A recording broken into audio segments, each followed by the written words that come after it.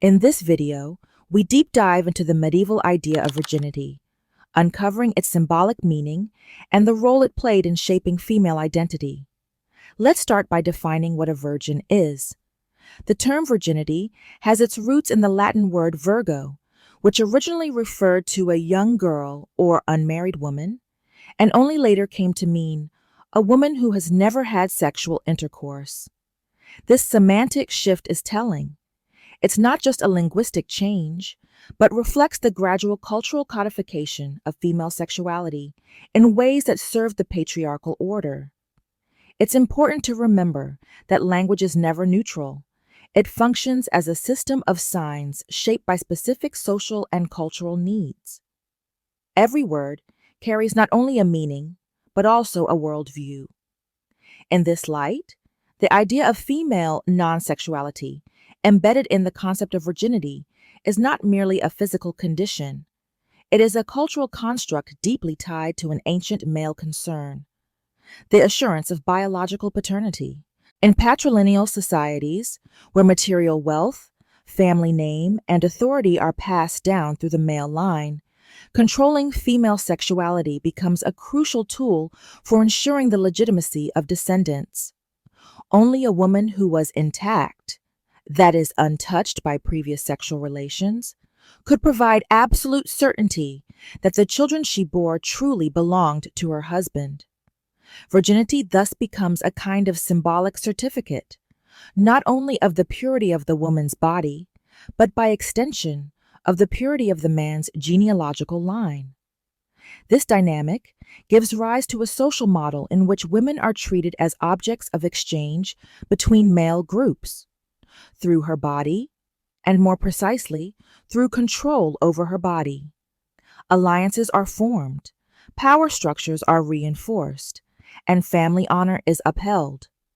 The virgin body becomes the site through which the stability of a social system is negotiated, a system built on gender hierarchies and a fundamentally proprietary understanding of femininity. In this logic, a woman's value is not intrinsic. It depends on her ability to remain pure, meaning useful to the reproduction of the patriarchal order. At this point, we can broaden the analysis by intersecting the historical investigation with a socio-cultural perspective.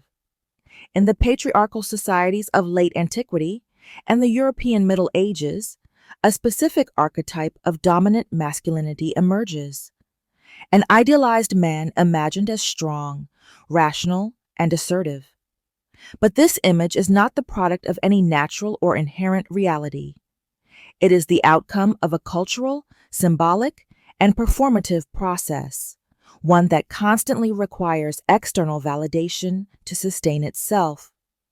This is a fragile identity, reactive rather than autonomous, dependent on a structural asymmetry with the feminine, and held up by a web of hierarchical relations that legitimize it. The paradigm of the strong man therefore needs a passive other to stand in contrast, and this role is assigned to women who become the necessary support for male self-representation. The female body is tasked with a functional role. It must ensure predictability, docility, and silence. In other words, it must not threaten the symbolic order upon which male hegemony rests. The emphasis on virginity, meekness, and the renunciation of autonomy does not stem from any intrinsic value in those traits, but from a systemic need to contain the complexity and unpredictability of female desire, which is perceived as destabilizing. Returning to the central theme, this framework reaches its extreme expression in the sacralization of virginity, which becomes especially prominent in medieval Christian culture. Though earlier models, such as the Roman Vestal Virgins, had already anticipated it. In Christianity, virginity takes on the status of absolute value. Mary, the ultimate Virgin Mother, becomes the ideal woman, pure, obedient, submissive to divine male will. Virginity becomes the most extreme form of control over the female body and desire. Transfigured into a symbol of holiness, but deeply rooted in patriarchal logic. In this way, Christianity does more than reinforce the social value of chastity. It spiritualizes it, making the symbolic control over female subjectivity even more pervasive. A large part of medieval Christian theology drew its sources from the reflections of the Church Fathers.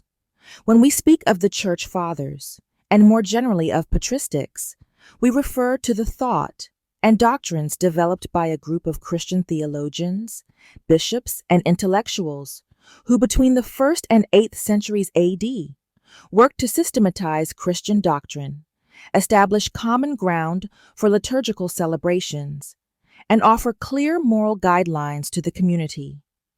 In doing so, they shaped the contours of what would become both medieval and later modern Christian thought. Among the most authoritative figures of the period stands St. Augustine, 354-430 AD, to whom we owe the consolidation in the European cultural imagination of the doctrine of original sin, understood as a principle of corruption transmitted to humanity through the original transgression of Adam and Eve. Augustine argued that Eve's disobedience had made women more prone to sin and lust, reinforcing the idea, long culturally and socially present in European history, that the female body was a vessel of vice and carnality. According to patristic thought, man and woman symbolically embodied the Christian dichotomy between flesh and spirit. Woman, considered to possess a deviant sexual nature, was associated with the realm of the flesh, understood as the seat of sin and passion. Man, by contrast, was conceived as intrinsically spiritual, and masculinity itself was upheld as a model of purity and inner perfection. This vision, which exalted virility and masculinity as spiritual and moral ideals, was rooted in a pre-existing cultural framework. The Roman model, deeply influenced by Hellenistic patriarchal tradition. It is within this continuity between the classical world and early Christian thought that patristics was able to reinterpret and in part legitimize a gender hierarchy that would profoundly mark European medieval and modern culture. Although men too were subject to original sin, they were not stigmatized to the same extent as women, as they were considered naturally stronger in resisting passion. This line of thought, which claimed that the female sex was inherently sinful, led to the construction of behavioral models centered on chastity. Virginity was seen as the only remedy to the natural grotesqueness of the female body. Preachers, drawing on Augustine and Anselm of Canterbury, warned communities of the female threat, urging men to relegate women to subordinate roles, as nuns, cloistered virgins, or submissive wives, in order to shield them from the temptation of sin. In the medieval period, the social role assigned to women was primarily that of procreation. The virgin, devoid of this function, thus assumed an entirely different identity. Virgins were not perceived as women, but as figures who transcended ordinary female existence, occupying a space beyond the traditional roles of wife and mother, liminal entities suspended between the human and the sacred. The status of virgin was formally recognized as a marker of honorable reputation. Marriage contracts and dowries included specific clauses to guarantee the bride's chastity, while failure to uphold such a condition could result in harsh economic penalties or social ostracism. Some rituals for verifying modesty involved the olfactory examination of menstrual blood or vaginal discharge, intertwining moral control with communal justice mechanisms. This vigilance was not solely based on religious premises, but was broadly accepted as a tool for ensuring the legitimacy of heirs. Among the lower classes, surveillance mechanisms were less strict.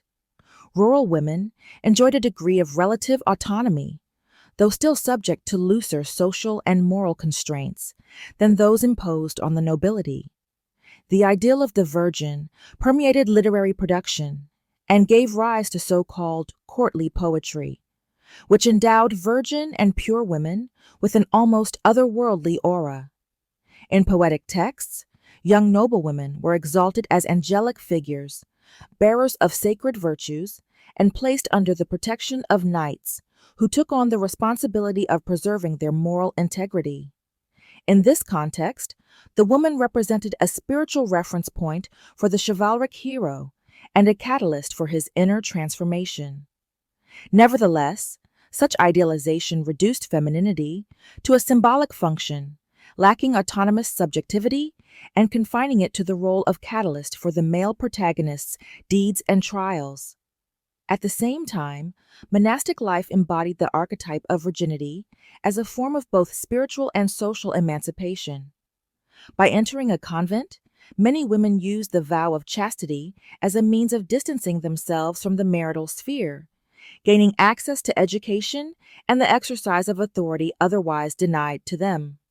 In certain circles, abbesses, such as Hildegard of Bingen, 1098-1179, emerged as prominent figures in theology, music, philosophy, and medicine, acquiring moral legitimacy that extended beyond the cloister to clergy and royal courts.